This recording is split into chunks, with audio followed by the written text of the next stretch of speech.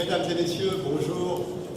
J'aurais dit monsieur le ministre, il était encore là, mais j'ai entendu avec un immense plaisir cette introduction, le signe d'une rare clairvoyance, malgré tout, sur l'ensemble de notre personnel politique, quels que soient les pays, sur la vision de l'informatique et de la nécessité de nous transformer, nous tous, au regard de cette vision. Merci beaucoup de participer à cet événement. Et je voudrais d'abord partager avec vous une première réflexion. Sont-ils devenus fous?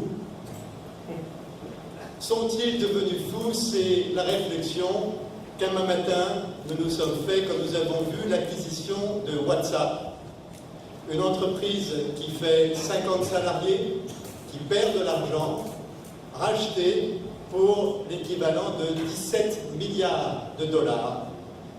C'est-à-dire à peu près l'équivalent de 4 fois une entreprise comme Peugeot. Sont-ils devenus fous?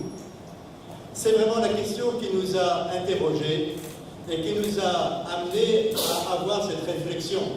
Dépenser autant d'argent, ce n'est pas forcément quelque chose de fou, mais quelque chose qui obéit à des règles que nous ne comprenons pas et que nous considérons comme folles.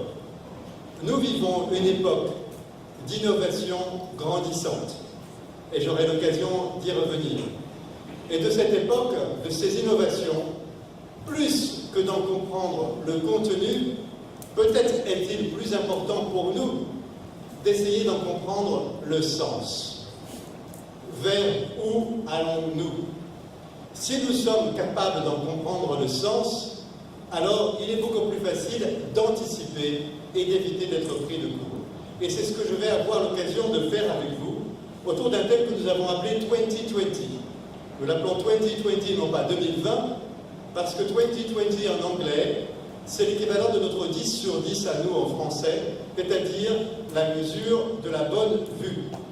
Alors, je ne prétends pas nécessairement savoir ce qui va se passer en 2020, et je reconnais à mon désavantage, prendre un risque ici, c'est que dans 5 ans, vous aurez probablement la possibilité de revenir me voir en me disant si j'avais raison ou si j'avais tort. Donc je vais essayer néanmoins d'améliorer notre myopie pour essayer de comprendre les vecteurs qui vont faire l'informatique telle qu'on la verra en 2020. 5 ans, ça peut paraître long pour nous qui sommes dans des activités souvent frénétiques et qui nous amènent à penser au lendemain plus qu'à l'année prochaine, mais 5 ans, c'est très court au final. Très court surtout si on se plonge très en arrière pour prendre un immense élan au berceau de l'humanité, né sur ce même continent, pour essayer de voir ce qui va se passer dans 5 ans. Si je me plonge très longtemps à l'an arrière, ça va nous remonter à l'an moins 100 000, c'est-à-dire l'époque que certains, je sais que ce débat est un peu controversé, estiment être le début de l'Homo sapiens. À cette époque-là, aucun moyen de communication. Probablement une communication orale, verbale, directe, mais c'est tout. Il a fallu attendre l'an moins 6000 à peu près pour que sur un autre continent, on voit apparaître le premier outil qui va nous permettre de structurer notre communication, l'écriture, en moins 6000 environ. Et puis, ensuite, il faut atteindre 1450 pour voir apparaître l'outil qui va finalement nous permettre de produire cette communication à plus grande échelle, c'est-à-dire l'imprimerie. 1450, 1850, ça s'accélère. Le premier outil qui va nous permettre d'avoir une communication synchrone entre les hommes et les femmes de cette planète, le téléphone, suivi dans la foulée du télégraphe aussi. Et puis, 1950, ça s'accélère encore. Le premier ordinateur. 1995, plus que 45 ans. L'apparition d'Internet qui n'est pas apparu à ce moment-là, mais en tout cas qui a été largement démocratisé aux environs de 1995. Et depuis, tout s'accélère. Mesdames et messieurs, nous rendons-nous compte que nous sommes la première génération d'hommes et de femmes sur cette terre à pouvoir, en une seule vie, vivre plusieurs innovations majeures, plus importantes que celles qu'ont connues des milliers de générations qui nous ont précédés. Et si vous n'en êtes pas convaincus, parlez à vos enfants et racontez-leur vos expériences musicales quand vous étiez jeunes. Racontez-leur comment vous faisiez pour acheter de la musique, aller dans les disquaires, acheter les 33 tours. Et regardez, ils vous regarderont probablement avec le même air que nous regardons, nous, l'Homo sapiens qui a moins 100 000 ans. Pour eux, on pourrait dire que l'Homo est devenu sapiens avec l'apparition du SMS, seul outil décent de communication entre les générations. On voit comme les choses ont changé. Et de cette question, maintenant, on peut se demander, on voit ces révolutions, on voit ces spectaculaires innovations. Est-ce que, finalement, ça va s'arrêter? Est-ce qu'on va arriver à un plateau qui va nous permettre de ralentir, de prendre notre souffle? Est-ce qu'on est arrivé au bout? Force est de constater que non. Non seulement nous n'arrivons pas au bout, mais au contraire, les choses s'accélèrent. Et elles vont continuer de s'accélérer. Dans les années 80, on parlait d'une innovation majeure tous les 10 ans. Aujourd'hui, nous pouvons parler d'une innovation majeure tous les 3 ans, et ça continue. Si tant est bien qu'on peut dire qu'aujourd'hui, finalement, la seule chose qui ne changera pas, c'est le changement. Et c'est un enseignement pour nous. C'est un enseignement pour toutes nos entreprises au sens large du terme. De savoir que pour durer, finalement, il faut changer. Il y avait un livre qui était paru dans les années 80 qui s'appelait Build to Last. Si on devait réécrire ce livre aujourd'hui, peut-être qu'on l'appellerait différemment. On l'appellerait Build to Change, ou encore mieux, Change to Last. Changer pour durer. C'est finalement notre enjeu dans lequel on est. Nous ne sommes plus là pour construire des entreprises qui sont là pour rester sur des éternités. Nous sommes là pour créer des entreprises qui sont faites pour évoluer en permanence. Alors maintenant, c'est bien beau de savoir tout ça, mais comment essayer de comprendre, essayer d'anticiper ces changements? Comment peut-on aller plus vite que la musique? Quel est finalement le moteur qui guide ces innovations? Alors je vais me permettre avec vous de faire un petit peu de philosophie de bas étage, pardonnez-moi, mais pour expliquer en fait les 3 dimensions de notre condition humaine qui sont finalement les vecteurs de notre changement. Tout notre travail est conditionné à l'idée d'atteindre 3 éléments. D'améliorer notre expérience, d'améliorer notre capacité à communiquer l'information et d'améliorer notre capacité à créer. Et dans ces sphères que l'on pourrait représenter comme des sortes de galaxies, il y a des planètes qui s'articulent les unes aux autres, qui sont interdépendantes les unes des autres. Ainsi, la sphère de l'expérience a un impact sur l'expérience physique, émotionnelle, rationnelle. La sphère de la création touche à notre capacité de construire, de concevoir, de produire, et la sphère de notre information, d'échanger, de calculer et de conserver. Et nous verrons aujourd'hui que même si notre innovation touche une de ces sphères en particulier qui est l'information, nous allons voir à quel point elle va largement déborder pour s'inscrire sur les autres. Nous, dans cette salle, en tant que responsables de systèmes d'information, nous sommes particulièrement intéressés par cette sphère de l'information. Cette capacité que nous avons à améliorer notre condition humaine sur l'échange, le calcul, ce que les Américains traduisent mieux par la notion de compute, et enfin sur notre capacité à conserver, à archiver, à mémoriser, à garder en mémoire. Et finalement, si on reprend ces 3 éléments, il n'est pas anodin de constater que les grandes innovations qui nous ont précédées sont liées à chacune d'elles. Ainsi, le téléphone, l'Internet sont directement les enfants de notre volonté d'améliorer notre capacité à communiquer. L'ordinateur est directement l'enfant de notre volonté d'améliorer notre capacité de compute. Et enfin, tous les systèmes de stockage sur lesquels nous reviendrons sont naturellement liés à cette volonté de conserver notre information. Alors, en gardant ces éléments, on peut se prêter un petit jeu arithmétique qui va nous permettre de comprendre les évolutions que nous vivons actuellement.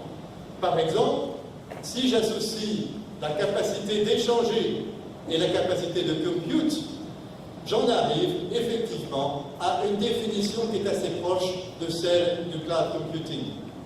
Si j'associe la volonté d'échanger de l'information et de conserver cette information, je ne sais pas si vous avez vu sur Facebook, par exemple, on parle de votre ligne de vie, comme justement de votre capacité à conserver cette information. Échanger, conserver, aboutissent aux réseaux sociaux.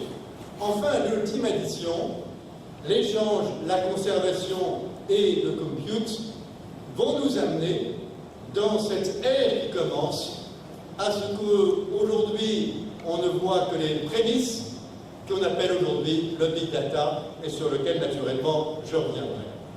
Et c'est ce qui nous fait dire que nous sommes là dans une continuité. Non, nous ne sommes pas fous. Nous avons vu des éléments qui se conjuguent les uns les autres, qui se construisent et qui poussent l'homme finalement à essayer de rechercher de nouvelles dimensions au travers de ces innovations. Alors maintenant, nous allons revenir dans notre concret d'aujourd'hui pour voir comment ça se situe et comment nous avons déjà commencé ce parcours. Premièrement, le cloud computing. Je crois que tous ici, nous sommes maintenant convaincus de l'idée que finalement, nous souhaitons avoir l'IT as a service. C'est-à-dire finalement, un peu ce que Nicolas Carr avait avait fait comme comparaison dans les années 1990. Nicolas Carr, qui est un professeur à Harvard, qui est le premier à avoir fait cette analogie entre l'électricité, la production d'électricité et l'informatique. C'est-à-dire quelque chose que nous pensons venir de l'extérieur. Quelque chose finalement qui arrive vers nous comme un service. Quelque chose qui va nous permettre à nous de nous concentrer sur notre métier. Dans cette bataille de l'informatique, on s'aperçoit qu'il y a une redistribution complète des cartes. Avant, c'était facile. Avant, il y avait des constructeurs informatiques qui fabriquaient des ordinateurs, il y avait des fournisseurs Internet, il y avait des éditeurs de logiciels, il y avait des grossistes, il y avait des MSP, il y avait des intégrateurs, etc. Aujourd'hui, il n'y a plus tout ça. Tous les gens se redéfinissent complètement vers cette notion justement d'informatique as a service. Les cartes sont redistribuées. Et tout le monde est en train d'entreprendre un voyage que nous appelons le Cloud Journey et que je vais vous décrire maintenant. Le Cloud Journey, on pourrait dire qu'il a commencé avec cette idée qu'a lancée AWS dans les années 2000, il y a à peine 10 ans. Et je ne sais pas d'ailleurs si vous vous rappelez de la genèse de cette idée. Amazon, à l'époque, était une entreprise qui faisait du retail et qui faisait de la vente de livres sur Internet. Ils étaient confrontés à deux pics d'activité énormes pendant l'année. Un au moment de Thanksgiving et un autre au moment de Noël. Et pour répondre à ces demandes d'activité, ils ont été obligés de construire des data centers énormes. Mais le problème de ces data centers, c'est qu'en dehors de ces deux périodes dans l'année, ils étaient largement sous-utilisés. D'où l'idée du CTO d'Amazon de pouvoir finalement se dire « je vais mutualiser l'espace non utilisé que j'ai sur ma data center et les rendre disponibles à des activités dont la saisonnalité est inversée. » Par définition, le B2B, c'est-à-dire nous-mêmes. Et c'est ainsi qu'est né AWS. AWS, naturellement, a fait des émules sur l'idée d'offrir du stockage, du processeur, du réseau, de la base de données, sous la forme d'une unité, d'une instance utilisable à l'usage. Ce que, ici, Intrinsec est en train de développer aussi avec le Cloud Temple. La deuxième phase de ce voyage, c'est de se dire finalement, qu'est-ce qu'une instance de serveur s'il n'y a pas d'application dessus? Au final, on va rajouter une deuxième couche qui sont les applications de messagerie, de collaboration, de communication unifiée, pour constituer l'élément de base de notre informatique. Et puis, enfin, si on se dit qu'on est capable de mettre des applications sur ces instances, on est aussi capable de rajouter d'autres applications, mais des applications opérationnelles, des applications métiers. Et on se prend à rêver de devenir, en quelque sorte, les Apple de nos entreprises, c'est-à-dire de créer des applications stores privées, un marché en très forte croissance, plus 25% avant 2017, donc un marché qui forcément séduit beaucoup d'entreprises. Mais les applications telles que nous les vivons aujourd'hui vont évoluer considérablement. L'époque même de cette licence que vous achetiez à un moment donné et qui va rester la même pendant 5 ans est en train d'être révolue. Les applications deviennent vivantes. Elles évoluent en permanence. Non seulement elles évoluent, mais elles s'enrichissent d'informations. Vous l'avez peut-être vu dans les CRM, quand vous utilisez peut-être certains d'entre vous des CRM comme Salesforce. Avec Salesforce, vous pouvez déjà intégrer les données qui proviennent des réseaux sociaux à l'intérieur même du CRM. De telle sorte que quand on appelle un client pour la première fois, on a déjà son parcours professionnel, ses ambitions, ses amis, les gens qu'il fréquente, les clubs auxquels il appartient, peut-être même les sports qu'il pratique. Directement dans le CRM, un outil qui s'enrichit en permanence, une application qui devient intelligente, une application qui répond à vos problèmes. Et au final, on pourrait se dire que l'étape ultime de ce voyage, c'est d'être aussi capable, finalement, d'apporter des vraies réponses à nos clients, à vous, et d'être capable non plus simplement d'apporter des outils, mais finalement des applications qui contiennent des données, qui contiennent des réponses à vos questions, et dont la rémunération peut être aussi liée à la qualité de ces réponses. Nous allons donc vers un monde où nous nous associons à vos résultats. Ce voyage, vous le voyez aujourd'hui dans la réalité, certaines entreprises ont commencé à le prendre, certaines autres se sont arrêtées à quelques étapes, certaines autres vont aller jusqu'au bout. On verra ce qui va se passer, mais tout le monde est en train de se reconstruire autour de ça pour le bien de votre système d'information. Mais les choses ne vont pas s'arrêter là.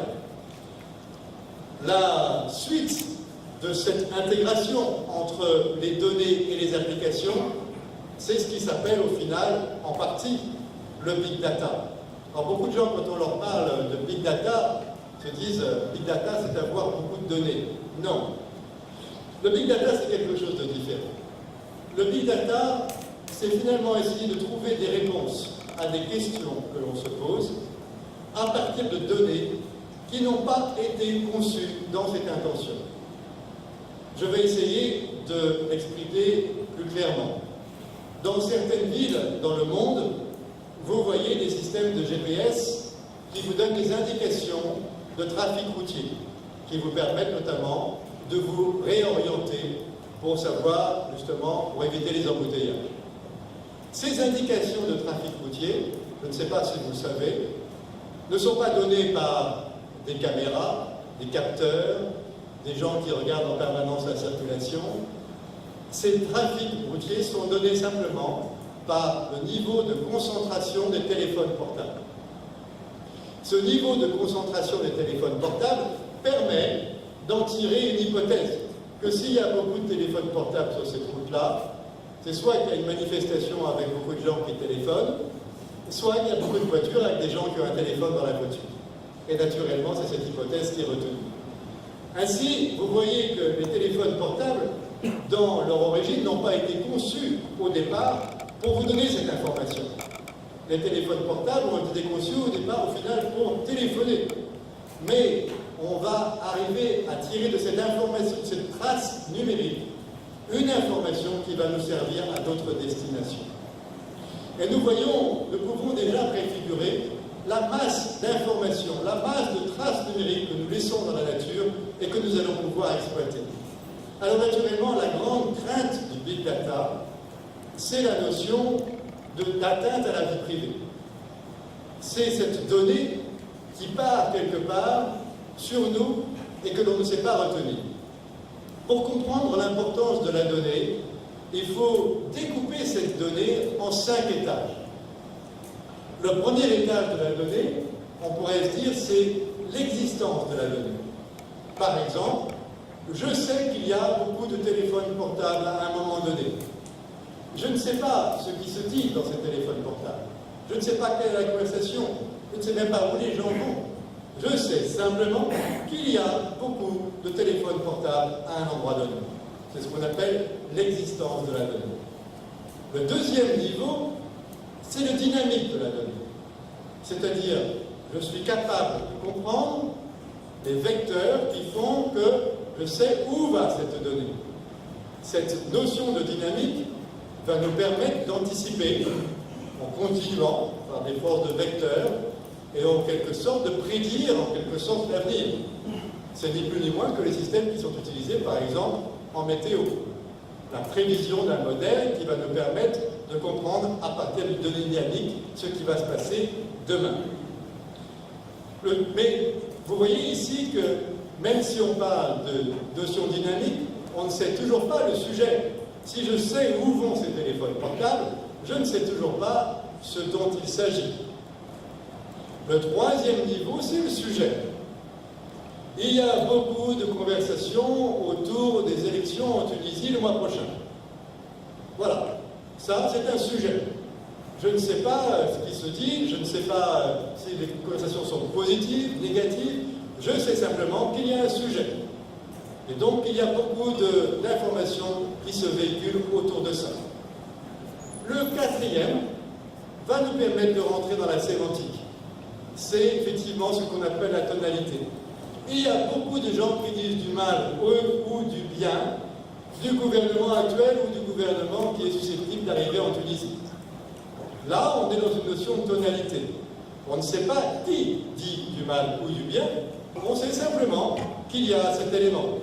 Aux États-Unis, pendant la dernière élection présidentielle, il y avait un site qui s'appelait Twindex qui faisait les analyses de tonalité sur les deux candidats à l'élection présidentielle en présence, simplement à partir des tweets, et qui analysait le nombre de tweets pour pouvoir connaître le niveau de tonalité. Et à partir de ça, ils en sont arrivés à une évaluation de celui qui allait gagner, qui était à moins 1% de la réalité. On se demande à quoi ça sert qu'on vote finalement. Donc, on voit ici ce que l'on peut tirer de cette tonalité, encore une fois, sans savoir qui, nécessairement, donne la donnée. Le dernier étage de la donnée, c'est celui qui nous inquiète de tous, c'est l'attribution. C'est-à-dire de savoir que c'est moi qui ai dit du bien ou du mal de tel ou tel gouvernement ou de telle ou telle activité. Seul ce niveau-là est soumis aux lois sur le data privacy. Ce qui veut dire qu'on est capable de faire énormément de choses en utilisant les 4 niveaux des données qui sont au-dessous. C'est pour ça que la donnée a tellement d'importance, au-delà de savoir qui va les distribuer.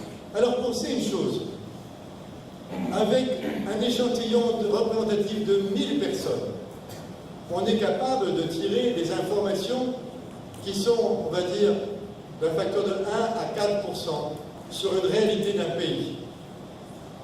Alors vous imaginez ce qu'on est capable de tirer comme information quand on a 1 milliard de personnes qui sont connectées sur des sites comme Facebook, c'est-à-dire l'équivalent de 10% de la planète.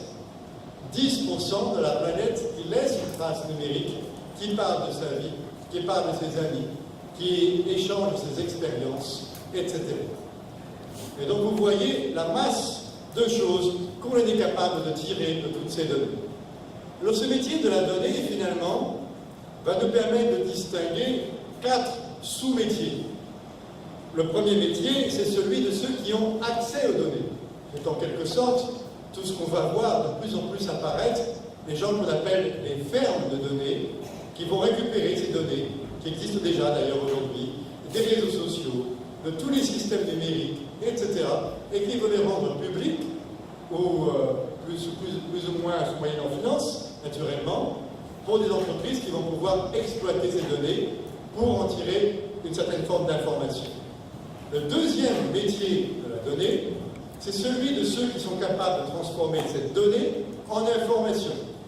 C'est typiquement celui que l'on caractérise, nous, quand on est dans l'informatique et qu'on parle de big data, avec l'exploitation de ces données non structurées, MapReduce, Hadoop, etc.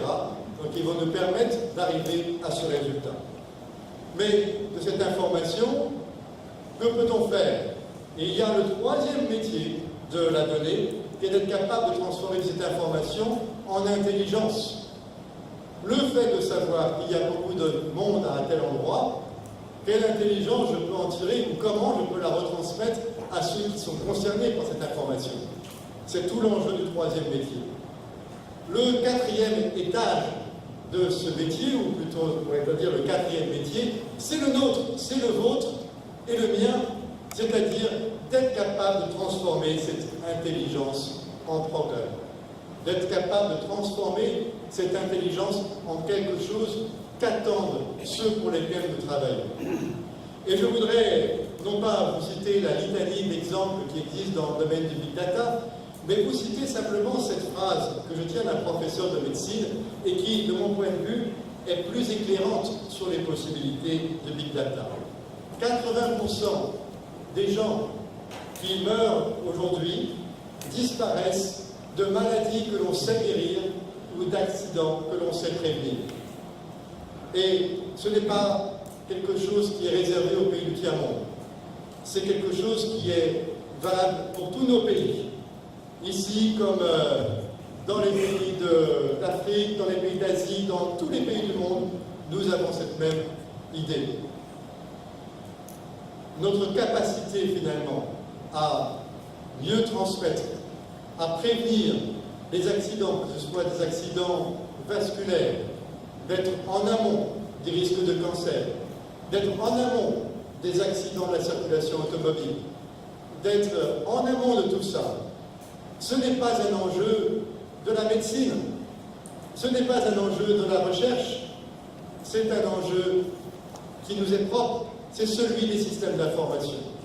C'est notre enjeu à nous. La médecine, les progrès de la médecine ne sont pas uniquement l'affaire des gens qui sont dans les laboratoires, ils sont aussi notre affaire.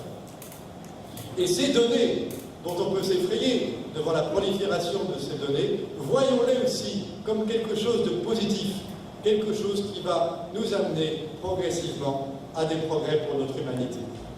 Alors ces données, on les voit croître à une vitesse exponentielle. On parlait avant de gigabytes, on parle ensuite de métabytes, hexabytes, zettabytes, on invente des mots de yottabytes aujourd'hui, et en 2020, on parlera de brontobytes. Juste un petit test mathématique pour l'audience. En 10 puissance 27, c'est va combien de fois 10 puissance 24 1000, bravo. Genre la fin sexe, extrêmement fort. Donc effectivement, il y va 1000 fois 10 puissance 3. Et donc, on peut s'interroger sur cette croissance exponentielle, parce que vous voyez vos messageries grossir, mais est-ce que ça veut dire qu'elles vont grossir de 1000 fois entre maintenant et l'an 2020? Probablement pas. Mais il faut garder à l'esprit qu'à l'horizon 2020, nous ne serons plus les seuls, nous, êtres humains, à être connectés sur Internet. Et que nous allons être largement dépassés par les choses que nous avons en main. Ainsi, nous serons probablement à l'horizon 2020 4 milliards sur Terre à être connectés sur Internet et 31 milliards de choses à être connectées sur Internet. Cette prolifération de l'information n'est pas liée nécessairement ou uniquement à la prolifération des données, mais à la prolifération des objets qui se connectent. Ainsi, peut-être que si on faisait un sondage dans cette salle aujourd'hui, on constaterait que vous disposez chacun, ce qui nous apparaissait d'ailleurs comme très improbable il y a probablement moins de 10 ans, nous avons probablement 3, 4, 5 appareils connectés sur Internet, nous, chacun individuellement. Dans les années qui viennent, c'est ce monde-là que nous prépare. c'est-à-dire nos voitures, qui sont déjà en quelque sorte un peu reliées au réseau, pas forcément sur Internet, mais qui le deviendront bientôt, nos appareils de cuisine, nos maisons, nos radios, nos télévisions qui le sont déjà, nos montres, vous en avez vu l'actualité il n'y a pas très longtemps, nos chaussures, nos raquettes de tennis qui vont communiquer sur le réseau Internet pour faire valoir nos performances sportives et comparer leurs performances avec celles d'autres raquettes de tennis et d'autres joueurs. Nous sommes en train de construire un monde dans lequel, effectivement, cette masse d'informations est en train de se développer à vitesse grand V, et c'est ce que nous appelons l'Internet des objets. L'Internet des objets nous montre que, vous voyez tout à l'heure en introduction, je vous disais que nos métiers étaient des métiers qui étaient jusqu'à présent confinés à la sphère de l'information. L'Internet des objets nous permet de sortir de cette planète-là. Nous allons dépasser cela pour atteindre un autre monde, celui de notre vie au quotidien, de tous les objets, de tout ce que nous faisons, notre information, notre capacité à tirer des informations de tout cela fera aussi partie de notre innovation de demain. Et puis pour tirer un autre exemple de cette capacité que ces innovations d'aller bien au-delà de la sphère d'information, je voudrais parler d'un sujet dont on n'a pas forcément l'habitude de parler quand on parle de système d'information, qui est celui de la conception et de la fabrication d'objets. Dans un monde qui était celui le nôtre jusqu'à présent, pour concevoir un objet, en partant de son cycle global, il fallait partir d'une idée. De cette idée, il nous fallait à peu près 3 mois pour la concevoir physiquement, et puis ensuite 6 mois pour en tirer la fabrication d'un prototype, et puis ensuite, de ce prototype, avec un peu de chance, de pouvoir avoir en 6 mois la possibilité de le produire. Avec l'arrivée de technologies 3D et des technologies plus que 3D de modélisation, on arrive à raccourcir ce schéma, puisque d'emblée, on va pouvoir concevoir un outil dont on sait comment il se comportera dans les années qui viennent. Benoît citait que j'ai eu la chance de diriger les efforts d'Autodesk en Europe, et je peux vous dire que le 3D a permis et permet toujours d'accomplir des réalisations architecturales, physiques ou en manufacturing qu'on n'aurait jamais pu atteindre par la simple pensée en 2D. L'impression 3D nous apporte une nouvelle idée. L'impression 3D, je vous le rappelle pour ceux qui ne le connaissent pas, c'est notre capacité finalement à imprimer directement un objet en 3D, avec, sur la base donc d'un consommable que l'on va faire fondre et qui va se superposer en couches. Grâce à cela, nous allons pouvoir fabriquer des objets qui comportent plusieurs matières, qui peuvent être des objets composés, même avec des engrenages, mais en une seule pièce. Bref, d'ouvrir un champ de possibilités extraordinaires, puisque nous allons passer directement de la conception à la fabrication. Et il ne faut pas minimiser l'importance de ce mouvement. On pourrait dire que d'une certaine façon, comme le disait Christopher Anderson, qui est l'éditeur en chef de Wired, nous avons passé les 20 dernières années de notre technologie à essayer de virtualiser la réalité. Nous allons passer les 20 prochaines années à rendre cette virtualité réelle, à partir de choses que nous avons créées de façon virtuelle, les rendre réelles, directement, en passant toutes les étapes, directement en les imprimant. Certes, aujourd'hui, l'impression 3D est essentiellement limitée à du prototypage dans des environnements assez cadrés. Mais on en voit les progrès quotidiennement. Et les perspectives que nous avons sont immenses. Ne serait-ce que même qu'en termes de communication. Aujourd'hui, nous pouvons communiquer des mots, nous pouvons communiquer des idées, des phrases d'un bout à l'autre du monde. Mais maintenant, si j'associe l'idée de pouvoir scanner une bouteille ou un objet, je peux imprimer cet objet de l'autre bout du monde. Je peux communiquer un objet directement, instantanément, d'un endroit du monde à l'autre. On est dans Star Trek. On voit effectivement à quel point le monde est en train de se transformer. Mais au-delà de cela, ces transformations transforment nos économies. Tous les principes liés de la délocalisation, liés des coûts du travail, liés de la capacité à innover, de la rapidité de nos cycles d'innovation et de production, tout cela, toutes nos économies sont potentiellement remises en question par l'apparition de cette innovation. Nous allons devoir penser différemment.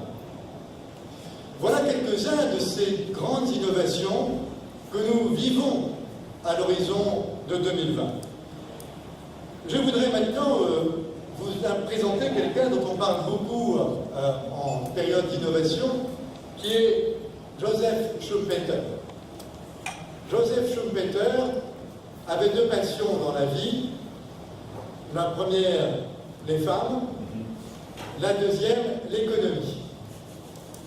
Apparemment, il avait du temps pour s'occuper d'économie, puisqu'il a développé cette théorie qui a été souvent reprise sous le nom de destruction créatrice. Destruction créatrice. C'est-à-dire qu'en fait, toute innovation vit au détriment de l'innovation qui la précède. Alors, je vous ai présenté quelques innovations. Qu'est-ce que nous avons détruit? Qu'est-ce que nous sommes en train de changer au passage de ces innovations? Je vais vous en prendre quelques exemples. Le premier, vous pensez tous que Windows est le système d'exploitation aujourd'hui le plus répandu dans le monde, celui qui est utilisé par le plus d'utilisateurs quand on fait de l'informatique. Vous n'avez pas vu ce qui s'est passé. Nous n'avons pas vu ce qui s'est passé. Nous n'avons pas vu que Windows est passé de 98% de part de marché à 15%. Notre perspective est naturellement différente. Notre perspective ici ne se limite pas aux ordinateurs. Elle intègre l'ensemble des outils qui nous permettent de communiquer sur Internet. Et notre perspective est différente. Mais qu'est-ce qui fait l'informatique de demain? Est-ce que ce sont nos ordinateurs personnels ou est-ce que ce sont les outils qui nous permettent de nous connecter à Internet? Si nous gardons cette dernière réponse comme étant la bonne, alors effectivement, nous n'avons pas vu passer la vague.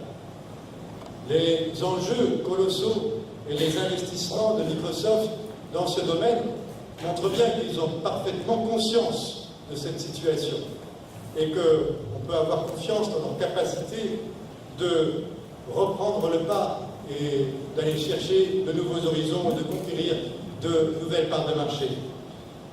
Mais ce qui est frappant, c'est de voir que tout cela est arrivé presque à notre insu, à nous qui sommes pourtant dans le métier de l'informatique au quotidien. Un deuxième élément. Avez-vous vu que le coût du gigaoctet, qu'on pouvait évaluer dans les années 80 à peu près 1 million d'euros, 2 millions de dinars. Ça calme, hein? Un gigaoctet, on prend moins de photos. Hein? Bon, le coût du gigaoctet est divisé par 10 tous les 5 ans. De telle sorte qu'on en arrive aujourd'hui à une situation où on peut se poser la question en se disant, est-ce que ce coût va continuer à baisser pour tendre vers le zéro sans jamais l'atteindre, ou est-ce que finalement la ligne, elle ne pourrait pas être franchie? Au final, on pourrait vous payer pour mettre de l'information. Mais est-ce que ce n'est pas ce qui est en train de se passer déjà?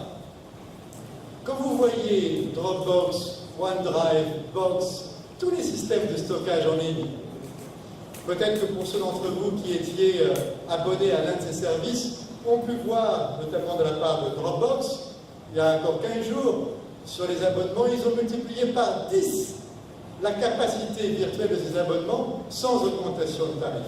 C'est là qu'est la valeur. C'est là qu'est la valeur. Sans parler d'exploiter ce que vous êtes, mais de savoir ce qu'on peut faire de ces données.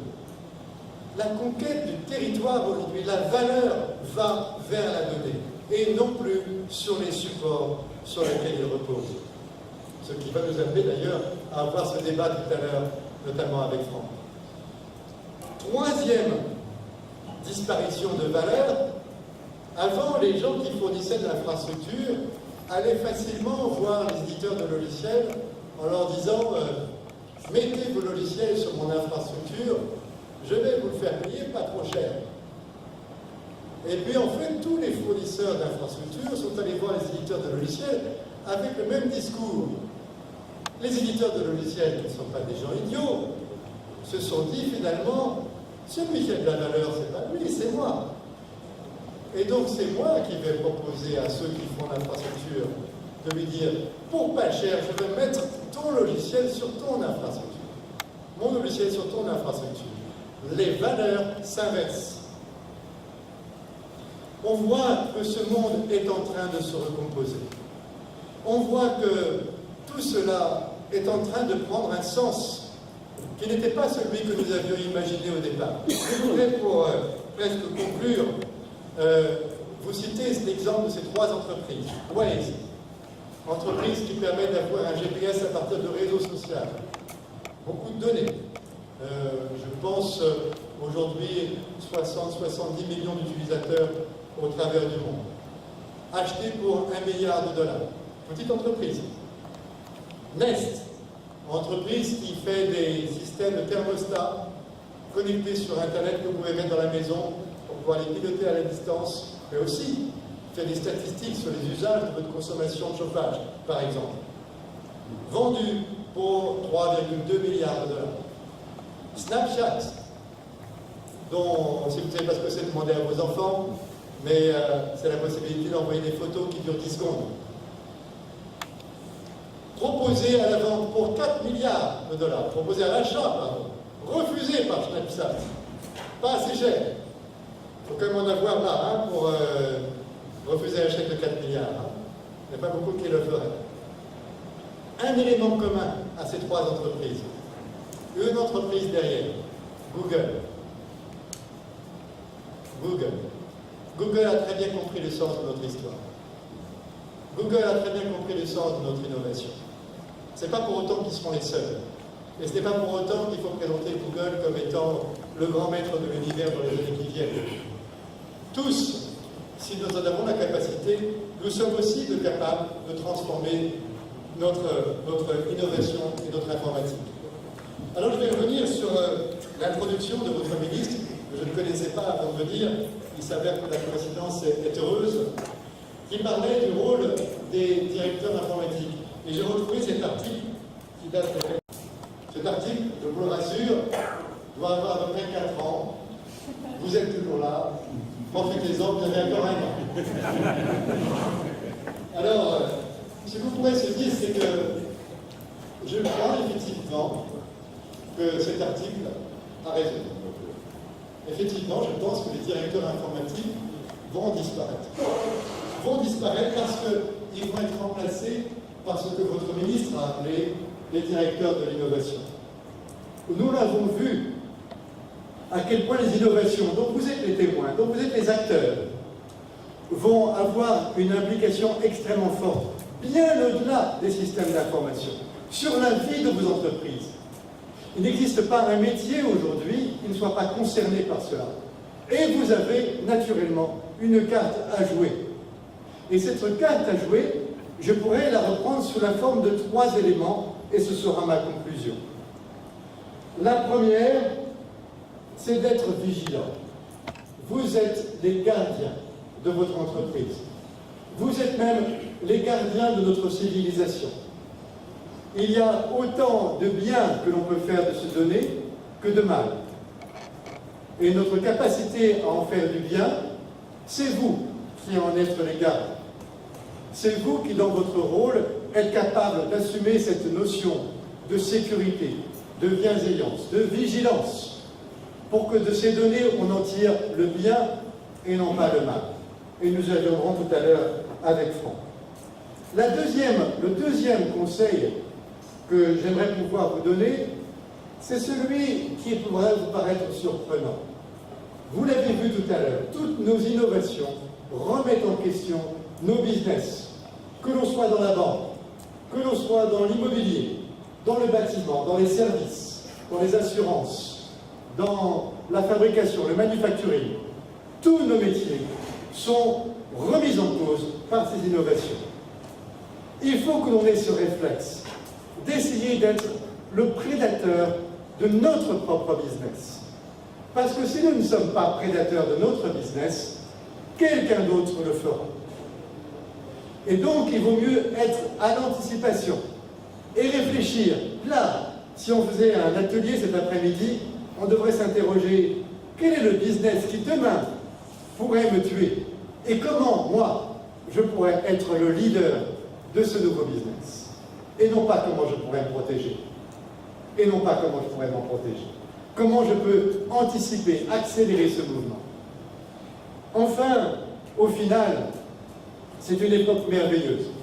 Une époque merveilleuse parce que nous avons une capacité que les générations qui nous ont précédés n'ont pas eue, qui est de pouvoir finalement réinventer notre métier. Comme l'a dit votre ministre, et encore une fois, la coïncidence est heureuse.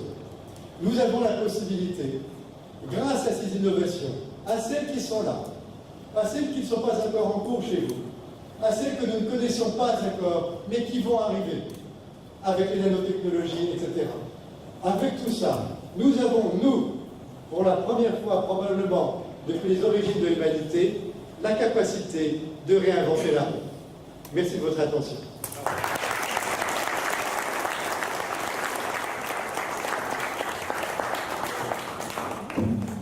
Et bien maintenant, je vous propose de passer à la deuxième étape de cette matinée, avant la pause, puisque je vais avoir le